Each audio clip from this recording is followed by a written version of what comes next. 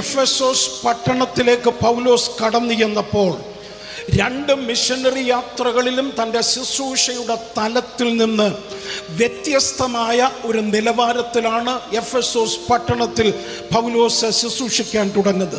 ഇന്ന് നമ്മുടെ കണ്ണിൻ്റെ മുമ്പിൽ കാണുന്ന ചില മഹാസ്തംഭങ്ങളെ പോലെ അർത്തമീസ് ദേവിയുടെ ഉയർന്നു നിൽക്കുന്ന സ്തംഭം നിലനിൽക്കുന്ന ചുറ്റുമുള്ള പട്ടണങ്ങളെ മുഴുവൻ കീഴടക്കി ആത്മീക അന്ധകാരത്തിൻ്റെ ശക്തികൾ വിതച്ചുകൊണ്ടിരിക്കുന്ന അർത്തമീസ് ദേവിക്ക് അധികാരമുള്ള പട്ടണത്തിലേക്ക് പൗലോസ് കാല് വെച്ചപ്പോൾ തന്നെ മനസ്സിലായി, ബലവാനെ പിടിച്ചു കെട്ടിയെങ്കിൽ മാത്രമേ അവൻ്റെ കോപ്പ് കവരുവാൻ കഴിയുകയുള്ളൂ.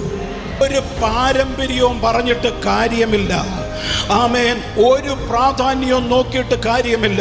ഒറ്റ കാര്യമേ ഉള്ളൂ, പരിശുദ്ധാത്മാവിനോട് ചേർന്ന് ആത്മനിറവിൽ സഭ ആമേൻ ദൈവത്തെ മഹത്വപ്പെടുത്തുവാൻ തുടങ്ങുമ്പോൾ ബലവാന്റെ ശക്തികൾ കീഴമരുവാൻ തുടങ്ങും.